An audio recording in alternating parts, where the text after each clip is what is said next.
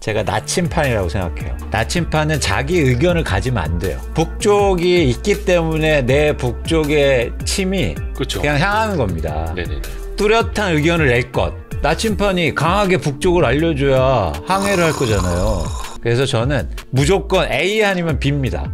서울의 아파트가 얼마나 많은데 500채가 거래되는 걸 과연 하락이라고 볼 수 있을까? 라는 데서 저희가 출발을 좀 해볼 필요가 있다는 거죠. 이거는 깊은 안에서 나오는 기침일 수 있다. 병에서 나온 게 아니라 병에서 나온. 그러니까 가격이 급등하고 고점일 때 무주택자들은 집을 사고요. 네네. 집을 많이 갖고 계신 분들은 고점에 집을 팔아서 수익을 쉽게 말해서 챙긴다는 거예요. 안타까운 현실이죠.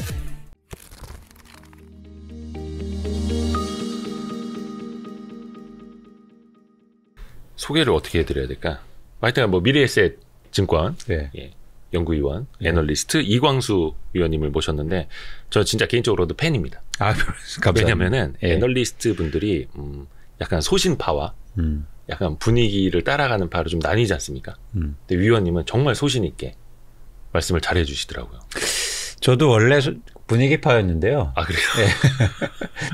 나이가 들면서 그래서 경쟁력이 안 되더라고요. 그래서 소신파로 바뀌었고요. 아, 네네네네. 그러니까 소신파라고 말하면 뭐 이게 뭐 옳다 틀리다를 떠나서 네네네. 어쨌든 연륜이 좀 쌓이고 이러면 또 시장도 좀 다르게 보이고 그리고 뭔가 좀 다른 얘기를 해야 사실 효용 가치가 있는 거잖아요. 그런 네. 차원에서 좀 주위에서 보려고 하고 좀 더 긴 한목에서 보려고 노력을 하죠.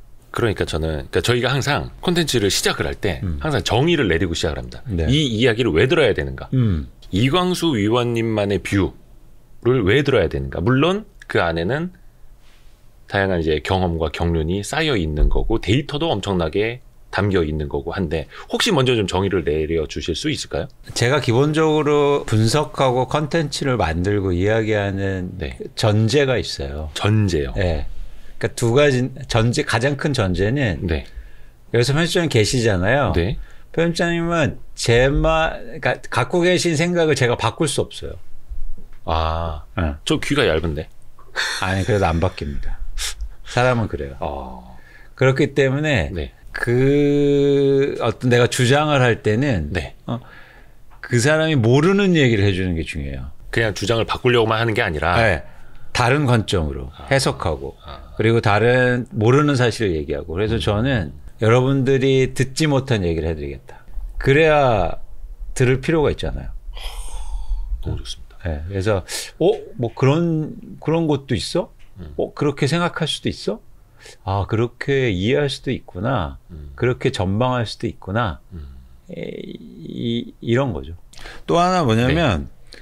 그런 측면에서 저는 중요하게 또 생각하는 건 전 애널리스트하고 시장을 전망하는 입장에서는 네. 제가 나침판이라고 생각해요.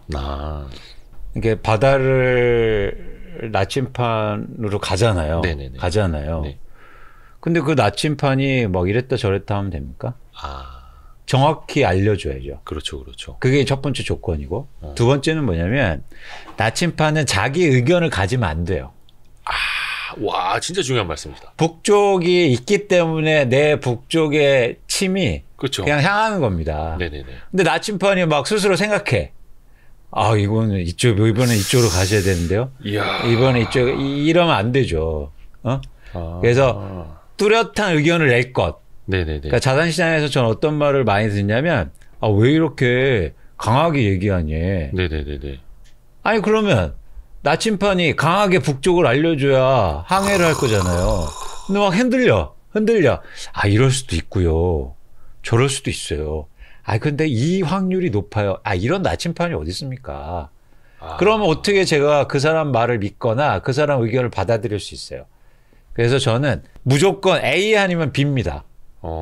중간은 없어요. 받아들이는 건 여러분들의 몫이에요. 근데 제가 그 받아들이는 걸 생각해서 이럴 수도 있고 저럴 수도 있기 때문에 여러분들은 알아서 생각해서요 보다 전 뚜렷한 의견을 낸다. 근데 그 뚜렷한 의견의 반론은 뭐냐면 네. 제 의지가 있는 게 아니다. 어쩔 수 없이 그 의견을 말할 수 없는 상황이에요. 이거 완전 명언인데요? 사실 작년에 그러니까 부동산 시장이 그래도 꺾이지 않고 조금 더 오르고 있을 때도 위원님은 부동산 시장을 계속 경고를 해 주셔서 조금 먼저 욕을 먹기 시작을 했었죠. 지금은 반전이 됐습니다만. 많이 먹었죠, 뭘. 네. 조금 먹게. 네. 표현만 제가 그렇게 했습니다. 네, 순화하느라고요. 네네.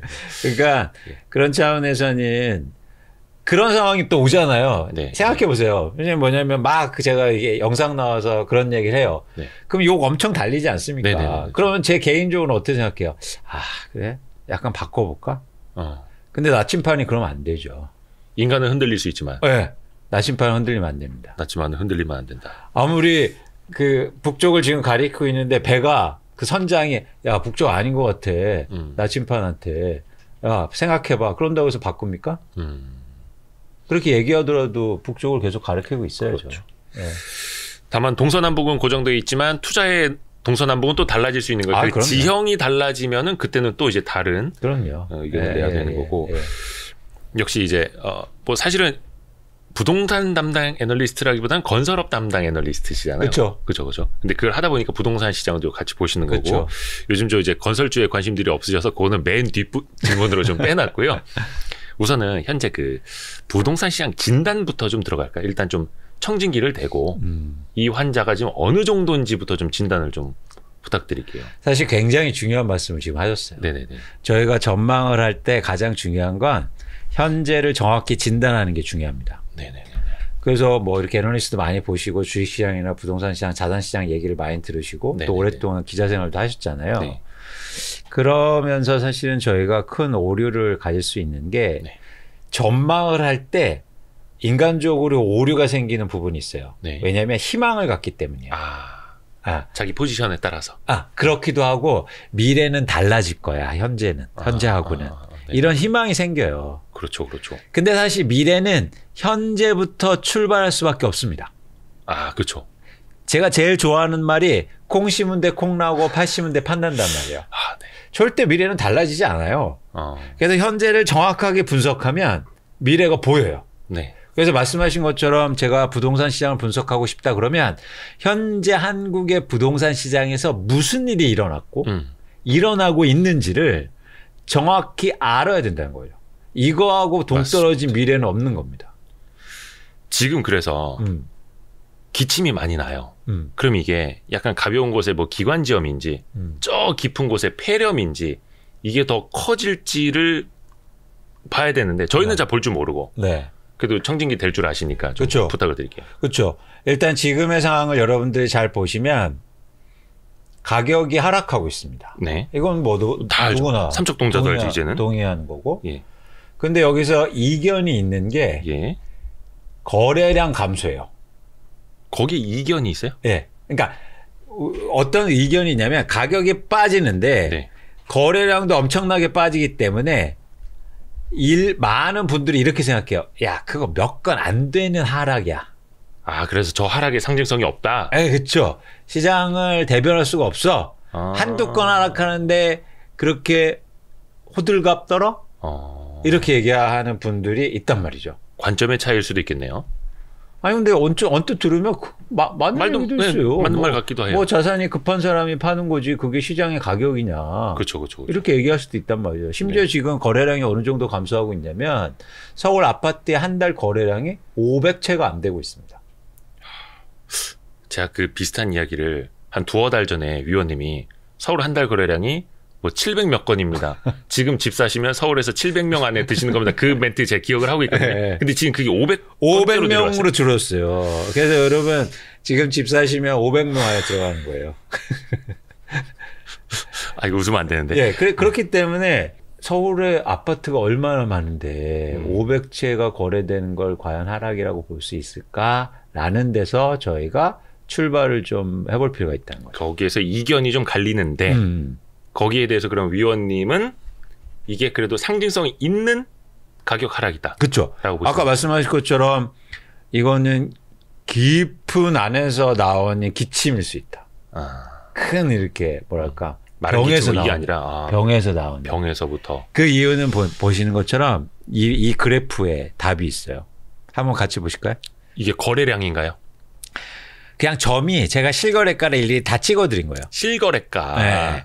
이게 송파구의 33평 대단지 아파트의 실거래 가격과 거래 건수 변화입니다. 지금 이렇게 세로로 줄이 크게 가 있는 게 연도. 근데 이게 기간이 좀 차이가 나 보이긴 한데 같은 기간인데 네. 거래량에 따라서 그렇죠. 커진 거죠. 그렇죠. 거래량에 따라서 이게 폭이 예. 넓어졌다 줄어들다 하는 거예요. 네. 그런데 일단 올라가는 건 가격입니다. 근데 보시는 것처럼 가격이 많이 오를 때가 어디였나요? 2020년이었어요. 그죠? 네. 보시는 것처럼 2020년에 90건이 거래됐죠. 네. 그다음에 폭등할 때가 2021년이었어요. 그때는 32건이 거래됩니다. 아, 그러니까 뭐 송파구의 특정 아파트 기준입니다. 네. 예. 근데 전국이 비슷하고 특히 이런 어떤 수도권이 이런 현상이 일어나요. 아하. 무슨 얘기냐면 가격이 오르면서 똑같이 거래량도 감소했다는 거예요. 네네네. 그죠? 네. 보이시죠? 네. 근데 지금 가격이 떨어지고 있잖아요. 네. 그래서 또 거래량이 감소하고 있잖아요. 가격이 오를 때도 거래량이 감소하고 가격이 떨어질 때도 거래량이 감소한다는 게 이 표에서 보여주고 있는 중요한 점입니다. 쉽게 말해서 네. 오를 때도 거래량이 엄청나게 줄잖아요. 네. 이때는 그러면은 한두 건 거래되는데 그때는 다 오른 거고 떨어질 때는 한두 건 거래됐다고 그건 빠진 거 아니고 이렇게 판단할 수 있습니까? 그때나 지금이나 상황은 비슷한데 이걸 어떻게 보느냐 해석을 어떻게 보면 이제 좋을 대로만 하는. 그렇죠. 그걸 자기의 아까처럼 말씀드린 것처럼 자기가 어떤 위치에 따라서 이걸 해석을 달리하는 거예요. 오를 때도 적게 거래되면서 올라가고 네. 또 그런 변곡점을 만들고 크게 떨어질 때도 거래량이 준단 말이에요. 이게 한국의 독특한 부동산 시장의 특성을 여러분들 아셔야 됩니다. 그래서 결론 말씀드리는 건 뭐냐면 지금 떨어지는 것도 정상적인 흐름이다. 떨어지는 거다. 예? 아, 정상적인 흐름이다. 네. 그러니까 떨어지는 거다. 아. 떨어지는 거다. 아까처럼 뭐 한두 건이라고 해서 안 떨어지는 게 아니다. 이 말씀을 드리자는 거죠. 올랐을 때도 그렇게 오르고 떨어질 때도 그렇게 오른다는 거예요. 또 그렇게 반론하시는 분들이 있잖아요. 집을 갖고 있는 사람들은 싼 값에 팔기 싫어한다. 그나마 몇 건씩만 거래가 되는데 사고자 하는 사람들은 더 싸게 사고 싶어하고 그래서 호가의 차이만 많이 벌어지고 차이가 많이 벌어졌기 때문에 또 거래가 안 되는 것이다. 라고도 말씀을 하는데 네. 그거는 그냥 현상? 그렇죠. 근데 되나요? 그러면 거래가 아예 안 되는 건데 안 돼야 되는 건데 이거 보세요. 이 아파트 보세요. 이미 20억 밑으로 떨어졌어요. 33평형이 네. 20억대 밑으로. 26억 5천이 최고가였는데 지금 20억으로 갑자기 급락합니다. 그죠? 제가 이거는 제가 만든 게 아니에요. 그냥 그쵸. 이미 거래된 거기 때문에. 그러니까 아까처럼 모두 다 나는 싸게 팔기 싫어하면은 가격이 안 빠질 거 아니에요. 네네네. 근데 누군가 파는 사람이 생겨나요. 그래서 가격의 변동을 만든다는 거죠. 그리고 핵심은 거래량이 적더라도 이것이 진짜 대표성 있는 가격이다. 그렇죠. 받아들여야 된다. 그렇죠. 그리고 거래 가격이 모두 여기에서 다시 출발하게 된다. 이게 이제 앵커링 효과라고 하는데. 여기서 다시 출발한다. 네.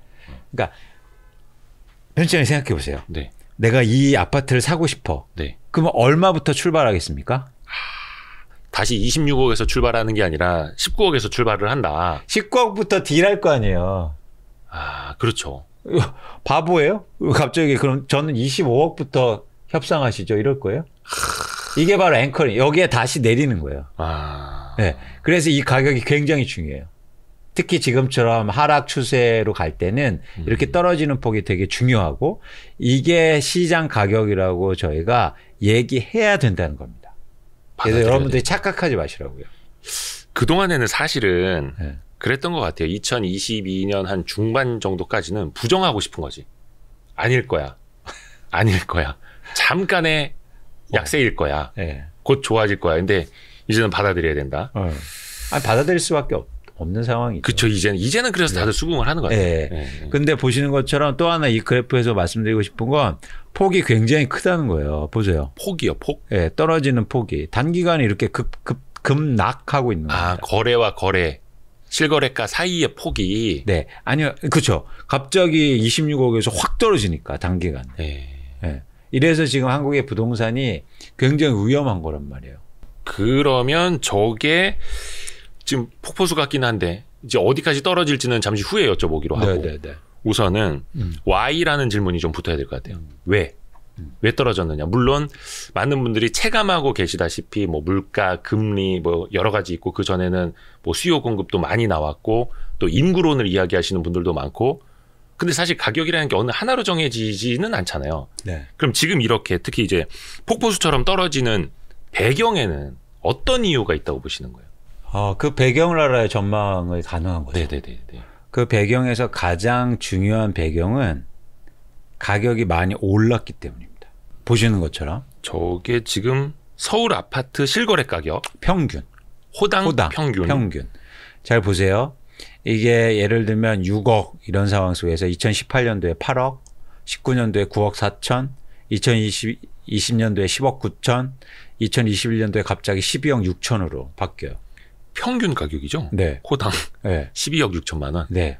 그러니까 자산 가격이 예. 계속 오르기 위해서는 누군가 비싼 가격에 계속 사줘야 되잖아요. 사줘야죠. 예. 근데 너무 급격하게 상승하다 보니까 지금 시장에 이 가격에 사줄 사람이 없어요. 쉽게 말해서 이런 거죠. 그러니까 제가 장기적으로 가격이 계속 빠진다는 얘기가 아니고 네.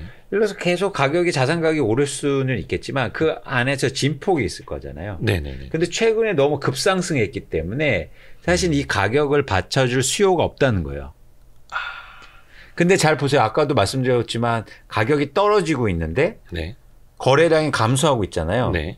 가격이 떨어지는 이유는 수요 공급 논리상 두 가지 이유가 있을 거 아니에요. 네. 하나는 수요 감소. 네. 또 하나는 뭐가 있습니까? 공급 증가. 그렇죠. 네. 근데 공급이 증가할 때는 수요 감소하고 뭐가 다릅니까? 그 비슷한 거 같이 떨어지는 거예요. 네네네네. 근데 하나가 다르잖아요. 공급이 늘어날 때요? 네. 공급이 떨어져서 가격이 떨어질 때는 예. 수요 감소하고 다른 게 한 가지 있잖아요. 네.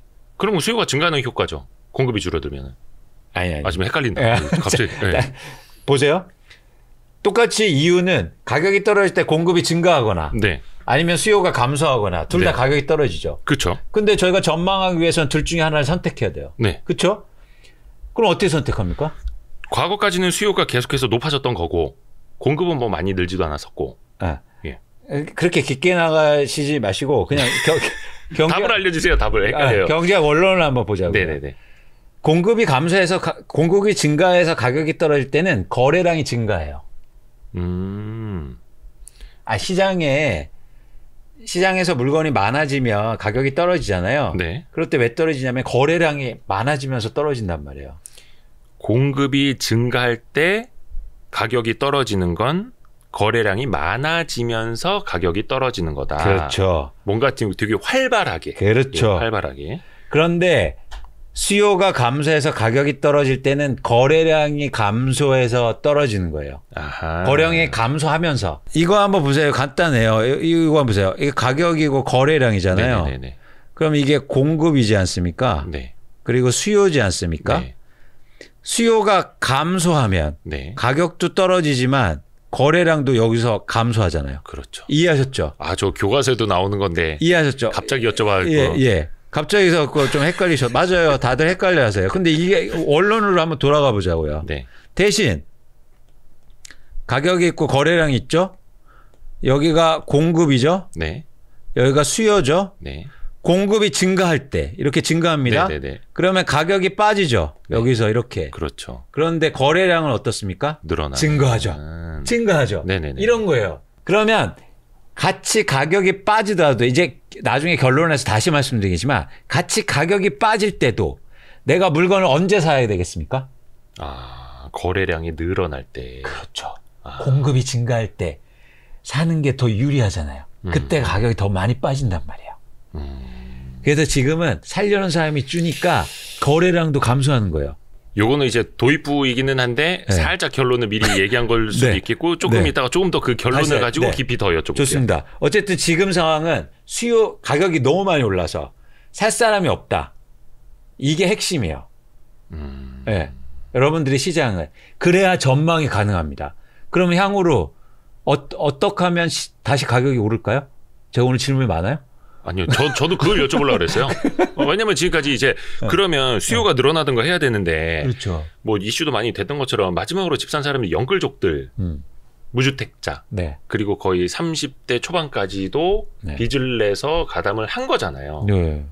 또 거기서부터 또 진단이 이루어져야 전마로 갈 수 있는 맞습니다. 그래서 일단 그 말씀하셨으니까 이 그래프를 한번 봐볼까요? 2021년도에 특히 한국의 서울을 중심으로 해서 수도권의 가격이 급등했는데 네. 누가 샀고 누가 팔았는지를 한번 조사를 해본 겁니다. 네. 그런데 이 까만 그래프는 약 103만 6천 명이 네. 집을 샀는데요. 네. 무주택자가 유주택자로 전환된 명이에요. 그러니까 100만 명이 집이 없다가 집을 샀어요. 그게 20년, 21년, 특히 21년에가 100만 명이 집값이 넘었고. 가장 비쌌대. 네, 네, 네. 그런데 이 주황색 그래프는 누가 집을 팔았습니까? 다주택자가요. 다주택자들은 집을 판 사람들이 좀 있고 네. 무주택자들이 20년, 21년에 많이 뛰어들었고. 네. 이게 한국의 부동산 시장의 또 독특한 특성이기도 합니다. 그러니까 가격이 급등하고 고점일 때 무주택자들은 집을 살고요. 집을 사고요. 네, 네, 네. 그다음에 집을 많이 갖고 계신 분들은 고점에 집을 팔아서 수익을 쉽게 말해서 챙긴다는 거예요. 안타까운 현실이죠. 다주택자들은 차익 실현을 했고 무주택자들은 패닉 바잉을 했고. 네. 사실은 잘 보세요. 2018년, 17년부터 계속 다주택자 규제가 있었어요. 예, 예, 예. 근데 집을 절대 안 팔았습니다. 그러다가 집값이 많이 오르는 2021년도, 21년도에 팔아요. 그러니까 규제하고 상관없어요.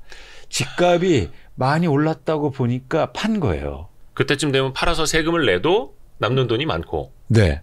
역시 가격이. 중요하기도 하고, 아, 시장이 참 냉혹하다. 쉽게 말해서 성경에도 있지 않습니까? 돈 있는 사람이 돈 번다고. 안타깝지만. 그래서 저희가 이런 사실들 많이 알아야 돼요. 그래서 이런 현상이 없을 거 아니에요. 그래서 뭐 영끌하고 무주택자들이 집 사서 빚 많이 세서 이런 현상들이 일어난 건데 어쨌든 그걸 떠나서 이건 뭐 제가 주장하는 것도 아니고 사실이 이랬으니까. 데이터가 나오는 거니까. 네. 그러니까 사실 다주택자들이 집을 더 샀다가 물리는 거는 뭐 그렇다 치고 그거는 뭐 이제 뭐 하우스푸어 이야기도 많이 나오기는 합니다만 지금 어떻게 보면 무주택자에서 1주택자 되는 거는 실거주 요량이 제일 클 테고 근데 그들이 지금 이제 고통을 겪고 있는 거다 보니까 국가적으로도 조금 더 아픈 부분이 있는 거는 사실인 것 같고. 그렇죠. 이때는 근데 또 집을 안 사면 바보 될 것 같았어요. 그렇죠. 뭐 벼락거지라고 그렇죠. 조롱하고 자고 일어났는데 더 가난해졌다. 그렇지. 그게 뭡니까? 그게 근데 저희가 데이터를 보는 입장에서는 그게 눈에 너무 보였거든요. 그러니까 제가 어떻게 북쪽을 안 가르칩니까? 욕을 먹어도 가르쳐야죠. 근데 또 이게 사람이 심리가 데이터랑 정확히 또 움직이질 않으니까 그래서 더 거기에도 뚫고 막 고점을 더 뚫고 가고 이광수 위원님은 욕을 먹고 막 이랬던. 네, 그렇죠. 그러니까 이런 현상들을 이제는 그 보시면서 이게 전망할 때도 중요하다는 거예요. 그래서 이런 현상 다시 한번 정리해 드리자면 이제 두 가지입니다. 하나는 뭐냐면 그동안 집값이 빠르게 상승했다는 거. 네.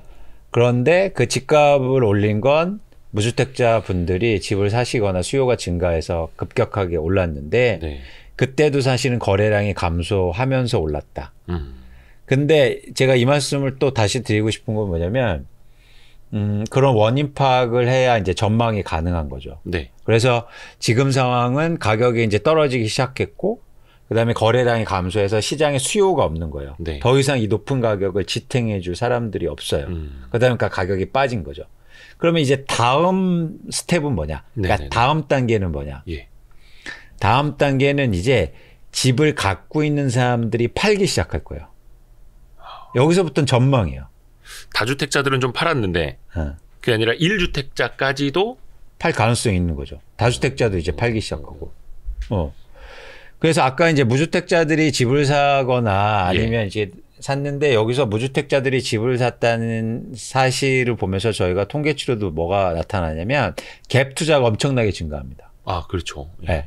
근데 갭 투자는 실거주 목적이 아니잖아요. 그렇죠. 그러니까 이게 가격이 오를 때 한국 부동산 시장에도 포머 현상이라고 그래서 공포 현상이 막 생기는데 일종의 패닉 바잉인데. 그렇죠. 패닉 바잉 할 때는 실거주보다도 투자 목적으로 산 거예요. 무주택자들도. 일종의 해지 같기도 하고 그렇죠. 지금 못 사면 내년에 내후년엔 더 못 살 것 같아서 그렇죠. 전세라도 끼고 사두자. 그렇죠. 쉽게 말하면 내가 서울에 거주도 있고 직장도 있는데 투자 목적으로 예를 들어서 수도권의 먼 곳에 집을 한 채 산 거예요. 저기 있는 분 말씀하시는 거 아니죠? 아, 근데 우리 가까이도 많다니까 그런 분들이. 그렇죠. 예. 그건 근데 실거주 목적이 아니잖아요. 그래서 이런 분들이 앞으로 이제 변화가 일어날 겁니다. 변화요? 예. 이런 분들이 집을 팔 가능성이 높아요. 아, 그래요? 예. 그게 데이터나 뭘로 나타나나요? 그거는 아직까지 나타난 현상이 아니니까 저희가 네. 전망하는 거죠. 전망할 때. 예. 근데 이분들이 언제 집을 팔게 될까요? 그건 뭐냐면 전세가가 떨어질 때. 전세 가격, 그러니까 갭 투자를 했는데 전세 가격이 떨어지면 어쩔 수 없이. 어쩔 수 없이 시장에 그러면 매물이 증가하게 돼요. 근데 어쩔 수 없이 팔 때는 가격을 또 크게 낮출 수밖에 없잖아요. 그리고 수요가 줄어든 상황이니까. 뭐 2년 뒤에 뭐 세입자 나간다 그러면 돈 빼줘야 되는데 맞습니다. 새로운 세입자 구해가지고 낮아진 전세 가격으로 돈을 내줄 수도 없고 요즘 그래서 그 분쟁들 되게 많다는데요. 집주인이 빼줄 돈이 없다. 이제 시작하는 거죠. 이제 시작하는 거죠. 근데 전세 가격이 왜 빠질까요? 일단 지금까지 빠지는 건 그 금리가 올라서 네. 전세 수요가 월세로 전환되니까 네. 월세 수요가 줄어들면서 전세 가격이 빠지고 있는 거예요. 예. 근데 내년부터는 2023년부터는 다른 양상이 나타날 겁니다. 다른 양상이요. 예. 그건 뭐냐면 실제로 전세 물건이 엄청 많아져요. 전세 물건이 많아진다. 네. 네. 그래서 요 그래프를 한번 같이 보셨으면 좋겠는데 네. 서울, 경기, 인천 이렇게 광역 지구의 입주 물량이 올해하고 내년도 합쳐서 그리고 최근 합쳐서 엄청나게 많습니다. 이 주황색이 23년도 입주 물량이네요. 네. 17만 8천 가구, 올해 18만 가구. 예. 그러니까 뭐냐면 정상적으로 이렇게 아파트가 연간에서 이렇게 많이 필요하지는 않아요. 누적적으로.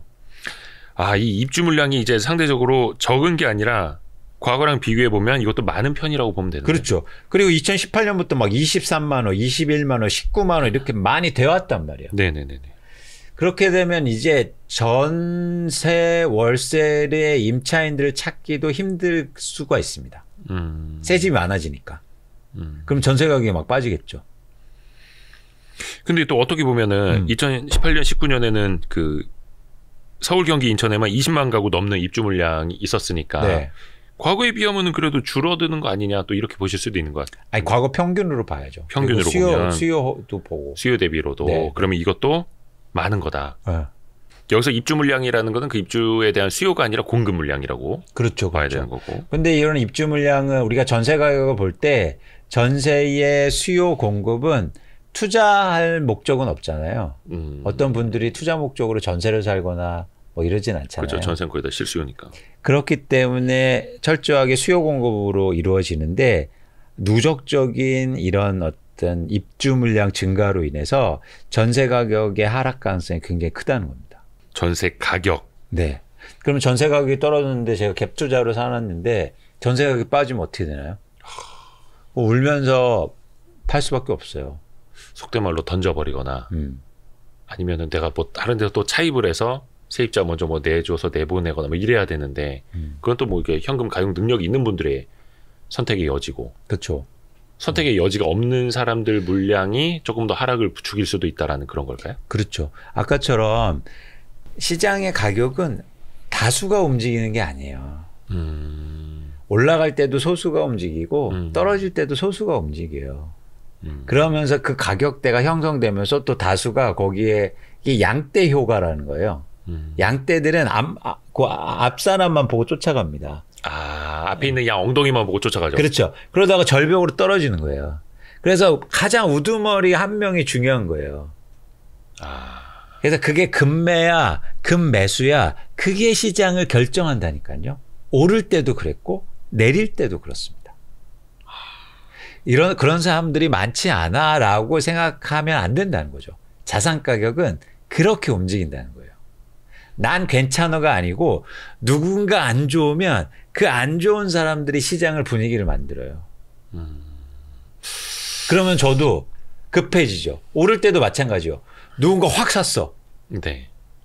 그러면 나도 마음이 급해지는 거예요. 난 괜찮았는데 어제까지만 해도 나는 괜찮아. 집 없어도 행복해. 네네네. 어? 아 나는 10년 후에 살 거야. 집값 떨어져. 근데 누군가 옆에 있는 사람이 아니면 신문에서 혹은 잠깐 들은 부동산에서 누가 이렇게 샀어요. 그쵸. 사장님 오늘이 제일 싸. 오늘이 제일 싸요. 부동산은 원래. 와 이거 진짜 1년도 안 된 얘기입니다 여러분. 네. 와 세상에. 그럼 어떻게 됩니까? 난 괜찮았는데 내 마음이 흔들려요. 그래서 사는 거라고요. 그리고 또 전세 사시는 분들은 집값이 올라가니까 전세 가격도 올라가고 내가 벌어서 저축해서 쌓는 돈으로는 전세 가격 다 올려주기도 힘들고 이럴 바에는 사자. 그렇죠. 그런 게 컸었잖아요 사실은. 그렇죠. 근데 그래서 올라간 것처럼 떨어질 때도 그렇게 움직인단 말이죠. 난 안 팔 거야. 어차피 10년 후에 올라. 예. 괜찮아 난. 그런데 누군가 전세 못 돌려서 팔았다는 얘기가 들려요. 이번에 부동산에 가고 옆 사람 들어봤더니 야 사장님 오늘이 제일 비싸요. 오늘이 제일 비싼 거예요. 갑자기. 그러면 어떻게 됩니까? 그럼 양떼처럼 가는 거예요. 이게 바로 심리가 움직이는 부동산 시장의 속성입니다. 특히 한국의 부동산은 지금 투자화돼 있어서 이게 또 극심하게 이런 변화가 일어나고 있는 거예요. 그러니까 내가 앞에 있는 양의 엉덩이만 보고 가지 말아야지 하는데 결국 양떼는 그렇게 가고 있는. 안 된다니까요. 안 된다. 그러니까 요즘 어떤 분이 그런 얘기들 하시더라고요. 전문가분들이 나와서 다 아는 리스크이기 때문에 네네네. 리스크가 그건 아니다. 다 반영이 돼 있다. 네, 그건 전통적인 이론이에요. 저희가 회색 코뿔소는 왜 나왔습니까? 멀리서 막 코뿔소 오는 거 보여요. 저기 라이온킹 보셨어요? 네네네. 보여요. 피할 수 없어요. 보여도. 그렇죠. 이게 현대 시대와 지금 앞으로의 변화 방향은 그렇게 자산시장이 변한 거예요. 다 알고 있으면서 당한다니까요. 어쨌든 네. 전세 가격이 떨어지는 게 압박을 크게 가할 수 있다. 그런 측면에서 또 하나 보여드릴까요? 네. 이건 뭐냐면 서울 강남구의 아파트 입주 물량입니다. 강남구만 놓고 본 입주 물량이 네. 더 늘어요? 네. 많이 느네요? 네. 이제 강남구도 전세가가 크게 하락할 거예요. 예외는 없습니다. 이게 몇 가구요? 강남구만? 6,371가구고 예. 역대 최고 수준이죠. 아, 요거는 이제 가구네요, 가구. 단위가 그냥 네. 1가구. 호. 예, 호. 네. 네. 아, 1,000원은 아니고. 그 왼쪽 표기가 그건 작은 글자 그게 잘못돼 있는 거고. 네네네. 잘못됐네요. 그러면은 강남구의 입주 물량이 2023년, 2024년에 더 많아지는 거네요? 네. 그렇죠. 그러면 여기 사실은 이게 대부분 재건축이나 재건축 물량인데 네네네. 그렇게 되면 입주해야 되는데 보통 이것도 전세 물건으로 많이 나오거든요. 그래서 2023년도에는 강남 지역의 전세 가격 하락폭이 클 거예요. 강남이요? 네. 강남의 전세 가격? 네. 그러면 이거는 또 강남의 집값을 끌어내리는 요인이 되는 건가요? 당연하죠. 기존에는 물론 이제 뭐 다들 세법 때문에도 그렇고 똘똘한 한 채. 강남의 집은 전국에 있는 모든 사람들이 갖고 싶어하는 집이니 빠질 때도 덜 빠질 거고 오를 때는 항상 더 많이 오를 거고 그런 게 우리의 뇌리에 깊숙이 박혀 있었잖아요. 네. 그게 그럼 앞으로는 안 통하는 겁니까? 앞으로가 아니고 과거에도 안 통했어요. 근데 그거 많이 올랐잖아요. 강남은. 그만큼 많이 빠진다니까요. 아 그래요? 아까 송파구도 보여드렸잖아요. 아 맞다. 아까 본 게 이제 송파인데. 네. 과거에도 강남 불패는 사실 없었습니다. 강남 불패가 없었다고요? 네. 서브프라임 때도 예. 강남이 굉장히 많이 빠져요. 강남에 뭐 미분양 아파트도 많았는데요. 그렇죠. 네. 예외는 없어요. 자산시장에서는. 많이 오르면 많이 빠지고 덜 오르면 덜 빠지고. 그래서 왜 강남이 근데 좋아 보이냐면 많이 빠진 다음에 많이 오릅니다. 그렇죠. 옛날에 놓고 보면은 몇 년도였지? 타워팰리스도 미분양이어서 네. 그 시절에 할인 분양 받으신 분도 계시더라고요. 네네. 근데 지나가서 보면은 아 그때 그런 시절이 있었지. 또 회복도 되게 빨라지고. 그렇죠, 그렇죠. 그러니까 그건 회복도 빨라지는 게 많이 빠졌기 때문이에요. 그래서 마치 오른 것만 보면 이만큼 오른 것처럼 느껴지죠. 네네. 근데 빠진 것도 사실 생각해야 되는데. 근데 앞으로 전세 가격도 그렇고, 그러니까 전세 입주 물량이 많아지니까 전세 가격도 떨어지고, 그게 강남 집값도 많이 떨어뜨릴 수 있다. 가능성이. 근데 이제 가격으로 놓고 보면은 강남이 더 많이 빠지는 것처럼 보일 수는 있지만, 퍼센테이지로 봐도 그런가요? 뭐 예를 들어서 항상 사람들이 그 비교하지 않습니까? 강남과 강북, 그리고 서울, 변두리, 경기, 뭐 수도권 이런 식으로 항상 보잖아요. 네네. 퍼센트지는 덜 빠질 수 있죠. 그래서 뭐 이렇게 견해의 차가 나올 수 있는데 네. 20억이 예를 들어서 10% 빠지면 2억인데 네네네. 10억이 10% 빠지면 1억이잖아요. 네네. 근데 충격은 2억이 더 크지 않나요? 그렇죠. 네. 절대 금액으로. 네. 그래서 여러분들이 특히 부동산을 보실 때 물론 수익률도 중요하지만 절대 가격이 하락할 때는 절대 가격의 그런 충격도 되게 클 겁니다. 그렇죠. 사람은 또 이제 모르겠습니다. 이게 또 퍼센테이지로 많이 빠진 거는 많이 빠진 퍼센테이지를 보고요. 금액으로 많이 빠지면 또 금액으로도 보고요. 그때 다. 또 안 좋을 땐 더 안 좋은 거를 보게 되고. 맞습니다. 그리고 요 다음 데이터가 수요가 감소하면서 매도 물량이 증가한다. 이건 미분양 아파트군요. 그러니까 다시 한번 정리해 드리자면 이제 네. 저희가 점점 가보자는 거죠. 왜냐하면 네네. 전망을 하려는 게 목적이잖아요. 그렇죠. 그래서 2023년도에는 일단 입주 물량이 누적적으로 증가해서 전세 가격이 떨어진다. 네. 그러면 전세 가격이 떨어지면서 그렇게 투자하신 분들의 집이 매물로 나올 가능성이 있다는 거예요. 네. 그렇죠? 네. 그다음에 또 하나 뭐냐면 아까 지금 말씀하신 것처럼 미분양 아파트가 증가하는데 미분양 아파트가 증가하면 수요를 줄이게 될 겁니다. 수요를 더 줄인다. 네. 안 사고 싶죠. 안 사고 싶죠. 불 꺼진 예를 들어서 막 아파트가 저기 품절 절판 그걸 빨리 사고 싶은데 있죠. 여기 남았습니다. 그렇죠. 그러면은 안 살라 그러죠. 이번에 둔촌주공도 보면은 사실 그렇게 청약에서 대성공한 건 아니잖아요. 뭐 1순위도 밀려댔으니까. 네. 그러니까 그런 측면에서는 뭐냐면 이제 수요가 급하지 않은 거예요. 그래서 파는 사람들은 마음이 급해지는데 살 사람들은 마음이 느긋하게 가져가. 그러면 자산 가격이 더 빠지는 거죠. 이게 둔촌주공도 뭐 그래도 시장이 안 좋으니까 뭐 한 그래도 50대 1, 막 60대 1 나올 거다 그러면은 저거 그래도 해봐야 되나 할 텐데 그게 아니라 3대 1, 4대 1 얘기 나오니까 야 저거 하면 안 되겠구나 이렇게 되는 거죠. 사람 심리가. 심리가 그래요. 그러니까 앞에 있는 양의 엉덩이를 보지 말라 그랬는데 이게 참.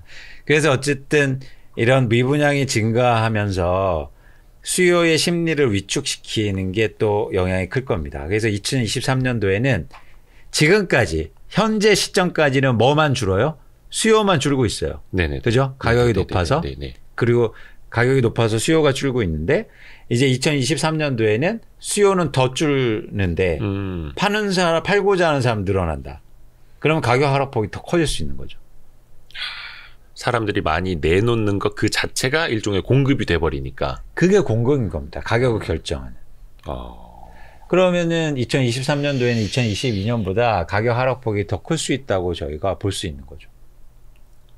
지금도 많이 빠졌는데 23년도에는 22년 빠진 것도 아니고 더 빠질 수 있습니다. 부동산 가격 하락이 더 본격화될 수 있는, 네네. 더 많이 빠질 수 있는. 네. 그래서 2023년도에는 관건은 뭐냐면 집값의 하락폭을 결정하는 관건은 매물에 있을 거예요. 매물. 과연 집을 갖고 있는 사람들이 얼마나 시장에 내놓느냐. 근데 이 매물이 굉장히 변덕스럽습니다. 뭐 걷어들이기도 하고 뭐 그때 또. 그렇죠. 예. 근데 시장이 지금은 내놓는 방향성이잖아요. 걷어들이기보다. 왜냐하면 좋은 일은 별로 없으니까. 더 빨리 팔고 싶어 하고. 하는 마음. 근데 그 마음이 얼마나 갑자기 변하냐면 한 증거를 보여드릴게요. 네네네. 요 그래프 보시면 2021년도 11월에 서울 아파트의 매도 물량이 44,687건이었어요. 네네네. 근데 올해 상반기부터 금리 인상에 지속적으로 인상된다 이런 이슈들이 있어서 마음이 급해지죠. 그러면서 갑자기 매도 물량이 40% 정도 증가합니다. 반년 만에. 네. 이야, 이럴 수 있다는 거예요. 그래서 예를 들면 지금 조금씩 줄고 있잖아요, 다시. 네네네. 뭐 정책도 나오고 뭐 대출 더 해준다, 재건축 규제 완화해준다 예. 이러니까. 근데 전세 가격 빠지고 시장이 또 압박을 가해지면 갑자기 또 40%가 증가하게 될 겁니다. 매도 물량. 네, 매도 물량이 집값을 결정하는데 가장 결정적인 변수거든요. 그렇죠. 네. 사람들의 심리를 또 단적으로 보여주기도 하고. 그렇죠.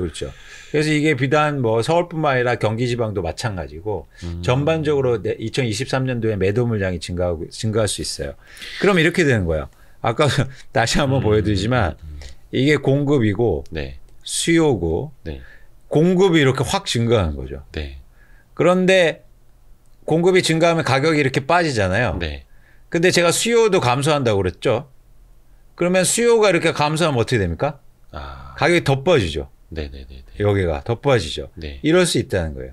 아주 심플한 원리인데 네. 그래서 교과서에서도 배우는 건데 네. 이게 우리 앞에 닥쳐버리면 여러 가지 심리가 더 이제 복잡해지죠. 예. 그래서 내년도에는 수요도 감소하고 올해처럼 올해하고 다른 점은 공급도 증가할 수 있다. 공급은 여러분들이 생각하시는 것처럼 막 건설회사가 아파트를 짓고 이런 공급은 아니고요. 집을 갖고 있는 사람들이 시장에 내놓는 매물의 양. 그게 가격을 결정하니까. 그 매물이 매도 물량에 준 말인가 아마. 맞습니다. 야, 이 매물이라는 말이 이렇게 무서운 거였네요.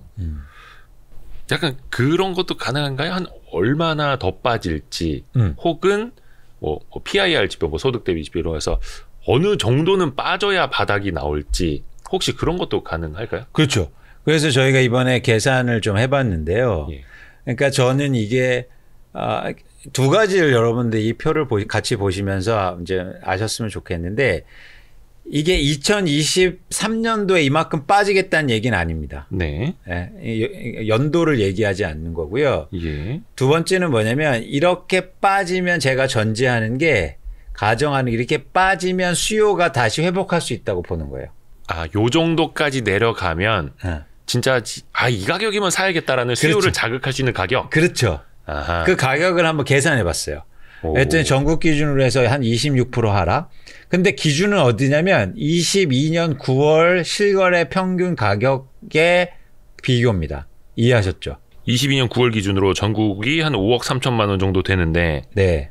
거기에서 네, 26.3% 빠지고 예. 서울은 23.2%, 경기는 32.7% 빠지면 예. 누군가 살 사람들이 생겨나가면서 바닥을 찍을 수도 있겠다라고 저희가 추정을 해보는 겁니다.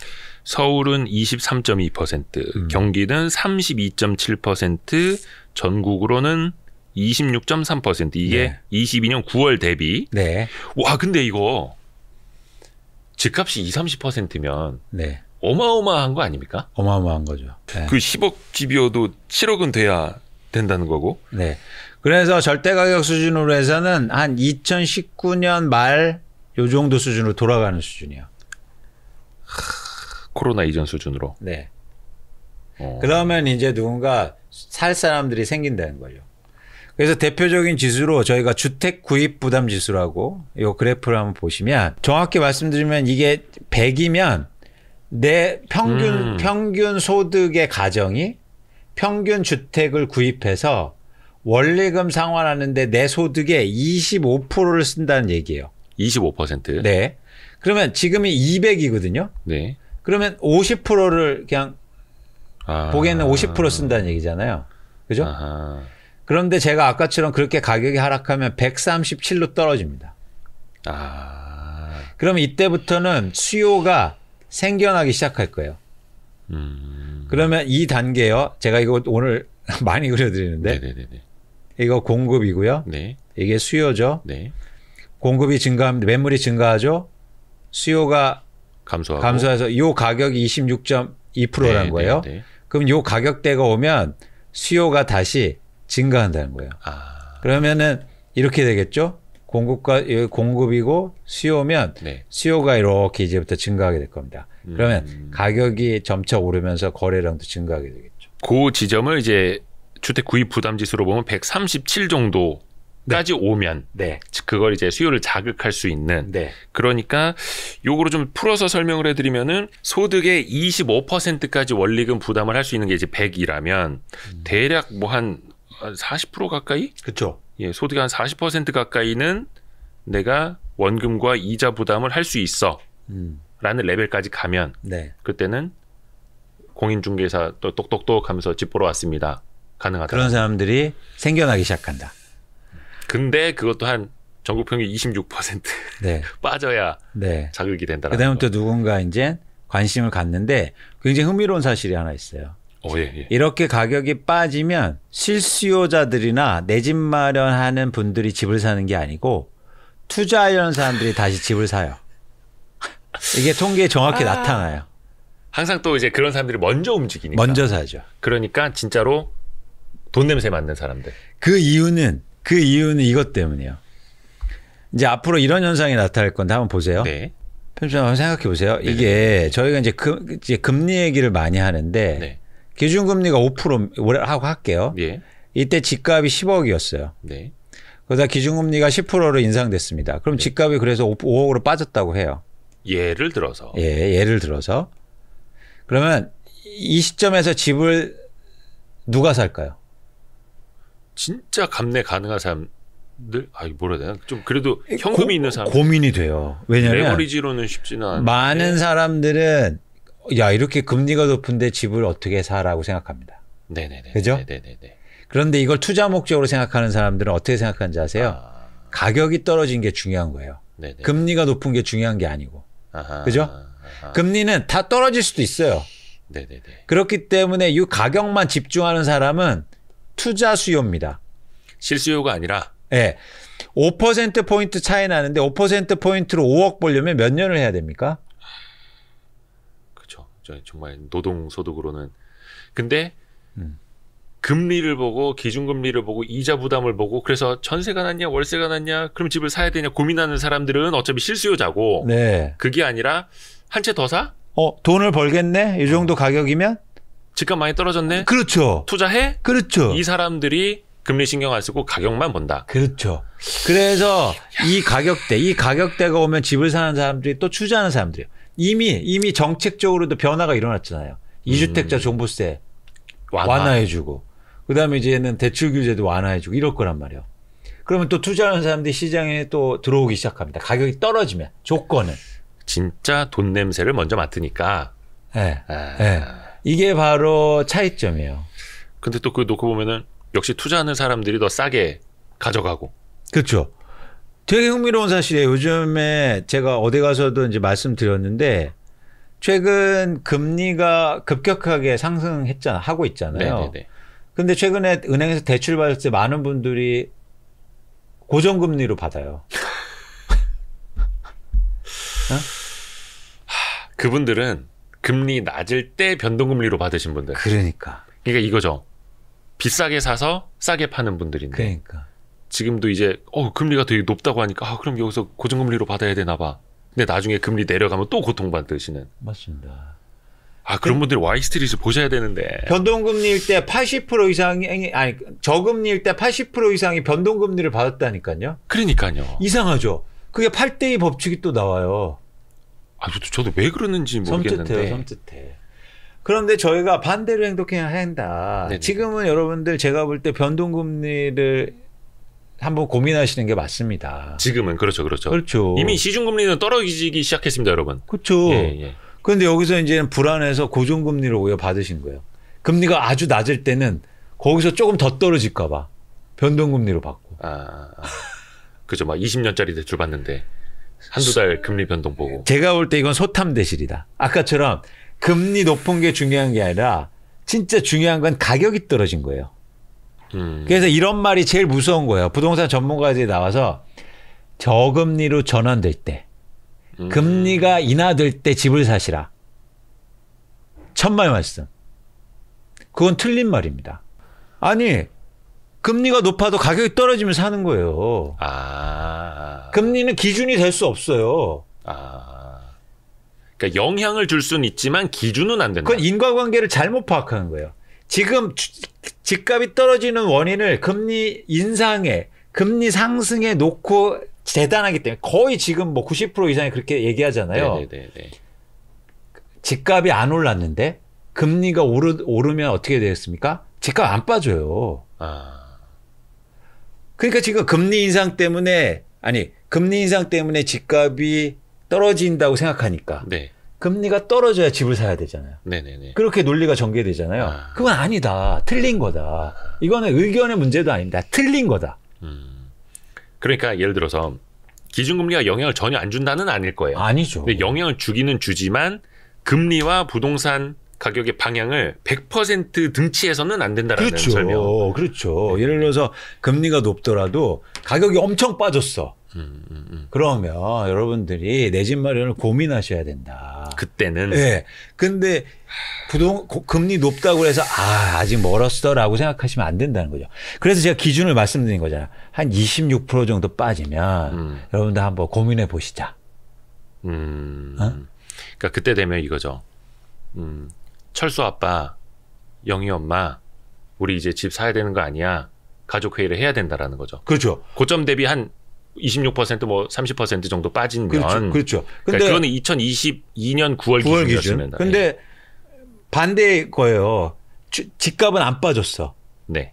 그런데 금리 인하인데 어떻게 대출 규제 완화해야 되는데 어떻게 사야 돼 말아야 돼. 그건 사면 안 된다는 거예요. 그러니까 10억짜리 집이 이제 9억이 됐다고 해서 네. 금리 낮춰준다 해서 그때는 그건 아니다. 아까 예를 들어서 그런 분들 말 들으면 그럼 사야겠네? 금리 인하해 주니까? 천만의 말씀. 가격이 안 떨어졌기 때문에 사면 안 되는 겁니다. 근데 이해하셨어요? 위원님이 전망하신 걸로는 앞으로는 가격이 더 떨어질 수밖에 없으니 기다리시는 게 맞다. 맞다. 그리고 그거는 금리도 아니고 가격만 보시라. 금리가 네네. 계속 금리가 예를 들어서 계속 높은 수준에 있어도 가격이 크게 빠지면 다시 한번 강조하지만 그 가격 자체가 중요한 거잖아요. 네네네. 그쵸? 그렇죠. 사는 사람 입장에서. 네. 금리가 뭐가 중요한 겁니까? 그러면 이렇게 해야겠네요. 저기 이제 공인중개사 돌아다니면서 10억 하던 집이에요? 저는 7억에 살게요. 라고 흘리고 다녀야 됩니까? 급금에 나올 수 있죠. 가끔 이제 경매에 넘어가기 전에라도 파시려는 분들은 이게 뭐 지금 8억이냐 8억 5천이냐가 중요한 게 아니라 중요하죠. 그래서 여러분들이 그러니까 보통 이제는 부동산은요 많은 분들이 입지 같은 얘기를 많이 하시잖아요. 근데 부동산은 뭐 첫째도 입지, 둘째도 입지, 셋째도 입지라고 막 그러지 않았나요? 그거는 모두 다 얘기하기 때문에 중요한 게 아닙니다. 입지 뭐 다 아는데 뭐가 중요해요? 몰라요? 어디 좋으신지? 다 알잖아요. 뭐 역 앞이 좋고 강남이 좋고 뭐 직주근 좀 뭐 다 아는 얘기. 그런 말도 있더라고요. 그 묘지 쓸 때 자리를 어떻게 봐야 되느냐. 사람이 살기 좋아하는 곳이 귀신도 살기 좋아하는 곳이라 하더라고요. 그러니까 네. 너무 뻔한 얘기다. 네네. 그리고 뭐 GTX 뚫리는 거 누가 다 모릅니까? 다 알아요. 그렇죠. 거기에서는 어떤 차이점을 낼 수가 없어요. 그래서 저는 오히려 부동산을 볼 때는 언제 사느냐가 되게 중요하다. 물론 어렵긴 하지만. 그래서 what보다 when이 중요하다는 생각을 갖고 있어요. 네. 그래서 여러분들이 what은 여러분들이 다 알고 계세요. 내가 여기는 살고 싶다. 그런 지역을 한 10개 정도를 마음에 놓고 그 10개 지역의 가격 흐름을 계속 보는 거예요. 그러면서 관심 있게 시장을 접근하는 거죠. 그런데 물론 제가 이제 기준 이 정도 하락하면 수요가 붙을 거다 얘기하는데 제가 틀릴 수도 있지 않습니까? 네네. 그렇죠. 예. 근데 틀릴 관점에서 필터가 하나 필요해요. 필터. 어떤 걸까요? 그건 거래량이에요. 그러니까 절대적으로 이제 가격만 볼 게 아니라 네. 거래량이라는 필터링을 한번 해야 된다. 네. 그래서 예를 들어서 제 말대로 26%가 빠졌는데 거래량이 회복 안 하고 계속 그러면 더 빠질 가능성이 있어요. 네. 지금 띄워놓으신 표 저건가요? 그래서 이거예요. 이거 잘 보세요. 2008년도부터 한국의 집값이 빠지기 시작하는데 2008년부터 집값이 빠지고 너무 빠지니까 좀 회복했다가 네네네. 이제 한 2013년까지 이제 부진하죠. 네. 전체적으로 서울 아파트 가격인데요. W자 나왔네요. 근데 똑같이 마이너스인데 네. 이 까만 그래프는 거래량입니다. 예. 거래량이 왔다 갔다 하다가 똑같이 빠지는데 2013년도에는 어떤 현상이 일어납니까? 거래량이 추세적으로 회복하죠. 2013년도에 정확하게 바닥이었어요. 거래량부터 회복되고 가격이 따라오고. 네. 그렇죠. 그래서 같이 가격이 빠지더라도 거래량이 회복하는 걸 보셔야 돼요. 이해하셨죠? 네네. 그래서 예를 들어서 가격이 빠지는데 거래량이 계속 빠져요. 네. 아니면 회복하지 못해요. 그 얘기는 뭡니까? 가격이 바닥을 아직 못 찾았다. 더 빠질 수도 있다는 거죠. 근데 제가 얘기한 것보다도 가격이 덜 빠졌어요. 26%보다도 한 20% 빠졌어요. 네. 근데 갑자기 거래량이 회복하네? 그러면 그게 바닥일 수도 있다는 거예요. 그래서 이 거래량의 필터를 꼭 끼고 또 보셔라. 중요하다. 근데 그게 거래량도 어떻게 봐야 돼? 뭐 이렇게 주간 거래량, 월간 거래량 뭐 이런 기준이 있을 거 아니에요? 뭐 기간별로 막 이렇게.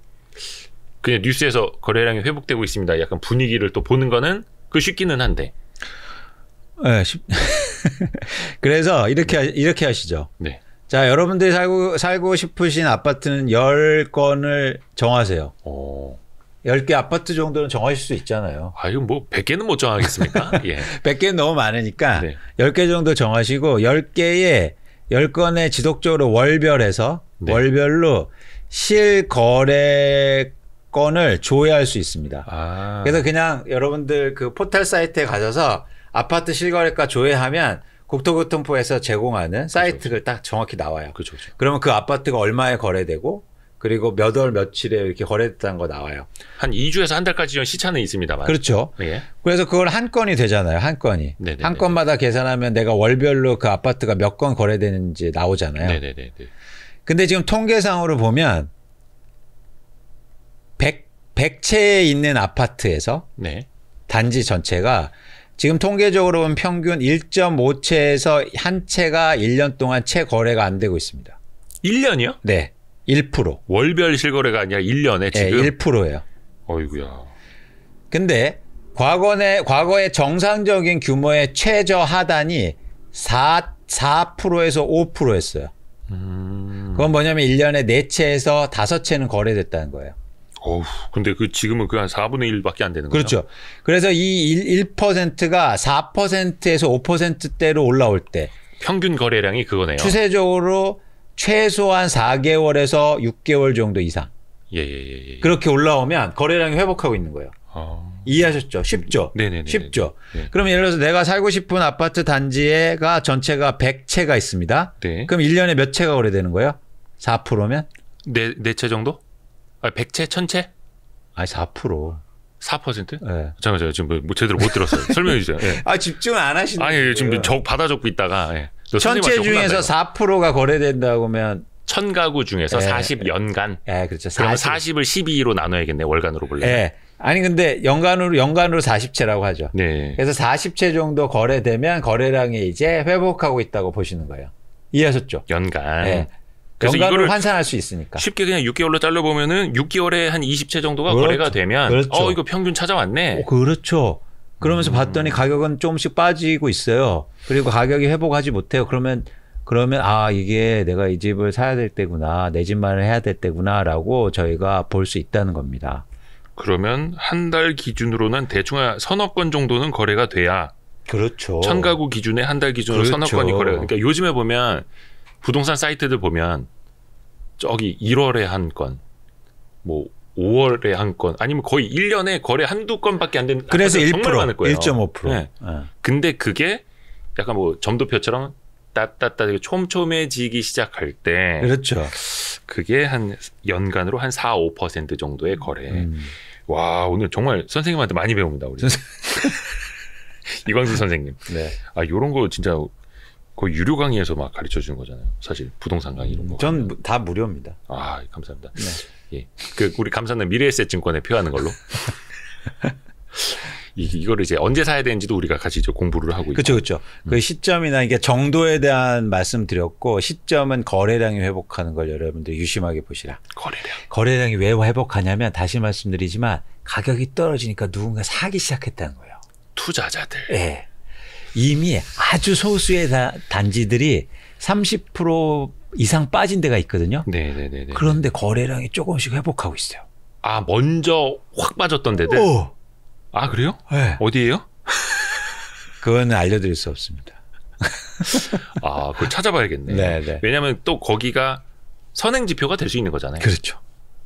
그게 또 이제 상징적인 또 지역이라고 하면 더더욱이. 맞습니다. 그러니까 이게 저희가 그 통계 지표를 보면 이제 군집 행동이 나타나잖아요. 네. 그걸 잘 분석해 보면 저희가 어떻게 사람들이 행동하고 거기서 잘 그 코드를 읽어낼 수 있단 말이에요. 네네네. 거기에 따라서 저희가 행동하면 됩니다. 그러니까 저는 자산시장에서 자기의 생각을 버리는 게 되게 중요해요. 내 고집을 버리고 네. 이런 데이터를 객관적으로 받아들일 수 있는 자세가 필요하다는 거예요. 근데 이걸 자꾸 보면서 내 생각은 더 빠져야 돼. 내 생각은 이거는 거래량 회복하는 게 아니야. 그러면 안 된다는 거예요. 그렇죠. 일단 데이터를 바탕으로 좀 봐야 되는데. 객관적으로 그냥 받아들이니까 숫자가 이렇게 되는 거야. 까만 그래프가. 보시는 것처럼 까만 그래프가 그리고 또 항상 이상한 걸 찾아내야 되는 겁니다. 잘 한번 보세요. 이것도 아까 보여드렸지만 이거 한번 보세요. 네네. 이상한 거? 예, 가격이 똑같이 빠지는데 왜 이렇게 거래량이 회복할까? 네네네. 이게 이상 시점에 이상 신호들이 나타나는 거예요. 아. 근데 돌려서 보면 2011년에도 거래량은 증가했는데 다음에 가격은 더 많이 빠진 적이 있고 이거는 거래량이 덜 회복한 거예요. 덜. 네. 저 정도 거래량으로는 안 된다. 안 된다. 이거는 일종의 기저 효과라는 거죠. 빠졌던 게 올라가는 회복 수준이지 추세적인 회복은 아니라는 거예요. 그래서 여러분들이 자산시장, 부동산 주식 마찬가지로 과거하고 없지 이상하네? 그러면 왜 이상한지를 한번 고민해 볼 필요가 있다는 거죠. 이상한데 하고 일시적이야. 나는 그렇게 생각 안 해. 라고 하시면 안 된다는 겁니다. 근데 다시 돌려서 보면 네. 20년 21년 초까지도 그렇고 지금 18년 19년 가격은 쭉 올랐었는데 거래량은 거의 낮아지는 계속 줄죠. 흐름이었잖아요. 계속 줄죠. 근데 그때는 가격은 좀 올랐었고 계속. 그렇죠. 이건 어떻게 우리가 해석을 해야 돼요? 이건 뭐냐면 이제 가격이 오르면서 수요는 점점 줄고 있는 겁니다. 그러다가 언제 확 줍니까? 잘 보시면 21년부터. 그래서 고점인 거예요. 21년도가. 이건 거래량 변화는 전년 대비인가 보네요. 네. 네. 그러니까 거래량이 가격 보세요. 20년, 21년 가격이 비슷하게 올랐죠. 막대 그래프가. 네네네. 근데 거래량이 이렇게 계속 이러다가 갑자기 확 주네. 네. 고점이기 때문에 이런 현상이 나타나는 거예요. 네. 그리고 저게 회복되는 것도 앞에서 말씀해 주신 것처럼 어떤 거래량이 기준 4, 5% 정도 돼야 평년 네. 수준을 회복하는 거다. 네. 라는 것도 알려주세요. 그래서 보실 때 뭐냐면 이렇게 통계적으로 분석이 되는 아파트가 사실은 유리한 거죠. 뭐 예를 들어서 나홀로 아파트나 이런 거 검증이 안 되잖아요. 거래량 자체가 원체 없는 거니까. 네. 그래서 여러분들이 이런 변화의 시점에서는 거래가 활발한 걸 사실 주식도 비슷하잖아요. 네네. 그렇죠. 거래도 활발한 거를 의미 있게 좀 보실 필요가 있어 보입니다. 감사합니다. 사실은 건설업 담당 애널리스트. 근데 건설주 그 2020년 연간 전망 내신 것 참 봤는데 그거는 그냥 심플하게 몇 마디만 해주시고 끝내시는 걸로 할까요? 근데 중립 의견을 쓰셨더라고요. 맞습니다. 예. 아니 한국의 지금 건설 회사들이 이익의 거의 80% 이상을 국내의 주택 사업을 통해서 내고 있어요. 네네네. 거의 뭐 90% 이상으로 봐도 지나치지 않는데 제가 아까 말씀드렸듯이 부동산 시장이 안 좋아지면 한국의 건설사들이 돈을 이렇게 벌 수 있겠습니까? 이익이 줄고 그다음에 여러 가지 이제 재무적인 아까 미분양 아파트 말씀드렸는데 재무적 부담도 커질 수 있겠죠. 그런 관점에서는 뭐 건설주를 여러분들이 주가가 많이 빠졌다고 그래서 이렇게 싸네라고 접근하시기에는 좀 빠르다. 그래서 내년도 최소한 상반기까지는 좀 어려울 수 있다라고 보고는 있습니다. 혹시 해외 수주 그래도 기대가 있잖아요. 저 네. 오일머니, 네. 저 네옴시티도 있고 막. 그쪽 국내 주택이 안 좋으면 해외 인프라나 이런 걸로 벌어오면 되지라고 이제 기대하시는 분들도 계실 수 있거든요. 그건 좀 어떤가요? 그 기대감은? 해외 수주는 가능해요. 네. 근데 한국의 건설사들이 그 해외 수주 능력을 엄청나게 줄였어요. 그러니까 인력도 구조조정하고 그동안 굉장히 어려웠기 때문에 네네네. 적자 공사도 많았기 때문에 그래서 해외 수주가 많이 나와도 과거처럼 뭐 수주를 많이 하기에는 좀 부담스럽습니다. 어려운 상황이고 또 하나 뭐냐면 그렇기 때문에 아주 일부 회사의 수혜가 될 수 있어요. 네. 그 능력이 있는 소수의 회사에. 그렇죠. 그래서 대표적으로 삼성 엔지니어링 같은 회사는 국내에서 주택 사업을 안 할 뿐만 아니라 네. 또 그런 해외 수주 능력을 어쩔 수 없은 측면이 좀 있는데 어쩔 수 없이 계속 홀딩을 실제 말해서 갖고 있다 보니까 예. 이제 그런 시장의 호황이 오면 수혜를 좀 볼 수 있죠. 원체 국내 주택 사업 없이 해외만 했던 회사인데 어쩔 수 없이 국내가 안 좋아지고 해외가 좋아지면 그래도 그 중에서 수혜를 볼 수 있는 데는 네. 진짜 딱 축약이 돼버리는. 그러니까 쉽게 말해서 다른 회사들은 아파트 잘 팔리고 이런데 내가 왜 이렇게 해외 엔지니어 등 대리 갈까? 수주도 못하고 공사도 하는데 그래서 구조조정을 엄청 시켰어요. 근데 삼성 엔지니어링은 10명의 엔지니어가 있었거든요. 네. 근데 난 여기에서 죽으나 사나 해야 돼요. 네. 그래서 10명 다 데리고 있어요. 예를 들어 드리는 거예요. 네네, 그렇죠. 비유하자면. 그러면 이제 그래서 그런 쪽에서 발주가 나오면 다른 업체들, 경쟁 업체들은 수주를 많이 못할 거 아니에요. 네네. 그럼 내가 양질의 수주를 할 수 있는 거죠.